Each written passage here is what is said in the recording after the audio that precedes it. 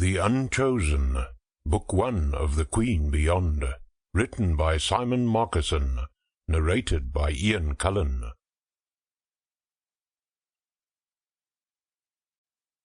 Prologue. The Oracle. He rode quickly through Widowswood on an overgrown path that few dared take.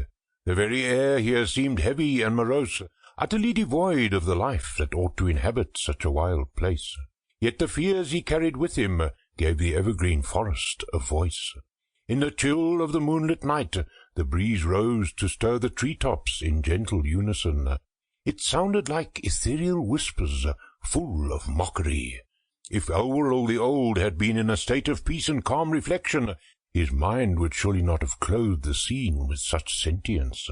But his mind held no peace now.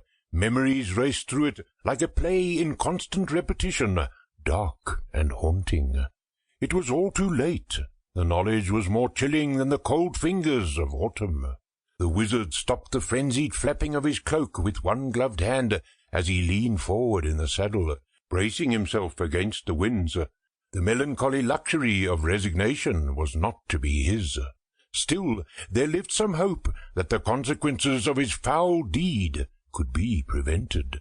In his memory the oracle spoke again in her crystalline voice, in the gloom of that echoing cavern high up among the frozen peaks of the cloud-shroud mountains. She had been a vision once. He'd stood shivering beneath her lustrous form, humbled under the pervasive gaze of divinity that stared through the very veil of time. He had sighed her name, Ahira, in veneration, as he cast his eyes down from her ghastly beauty. But he could not escape her words. "I wept when I saw what your power wrought, man of the art," the oracle said, already knowing Elwirl more fully than he knew himself. Outside the winds howled, lamenting spirits alive with grief. Tears came to his eyes as she named his crime.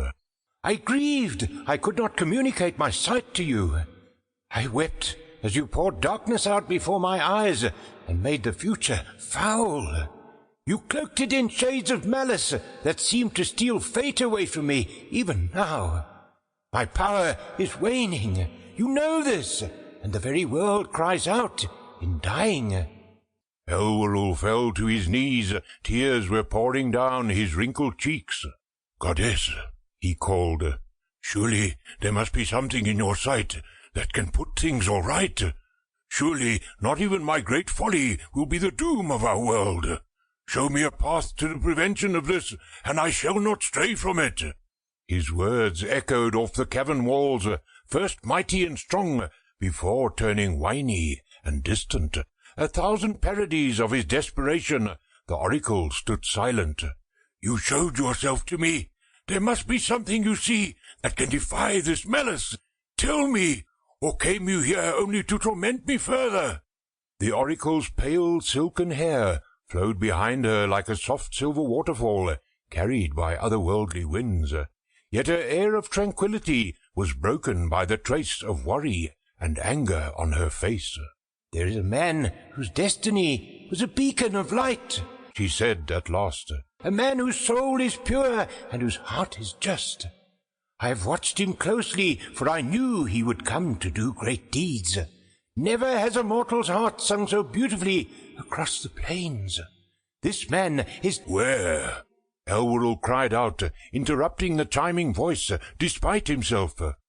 "Tell me where to find this great man, and I shall guide him through the trials that are to come, and see without hesitation or doubt that he succeeds in his destiny. Such will be the task of all my power." "You don't understand." The echoes of the oracle's voice hammered down on him with divine wrath. "His destiny was bright, so bright and strong and beautiful that I would have protected my eyes from its glare if it had not been so sweet and wondrous and rare. He was a son, yet one mortal, living so short a time that I felt compelled to savour every moment of that beauty before it vanished." Elwirl dared almost not ask. "But, goddess, you said—" "His destiny was certain, powerful, and potent in ways beyond your words," the oracle said. Sample complete. Ready to continue?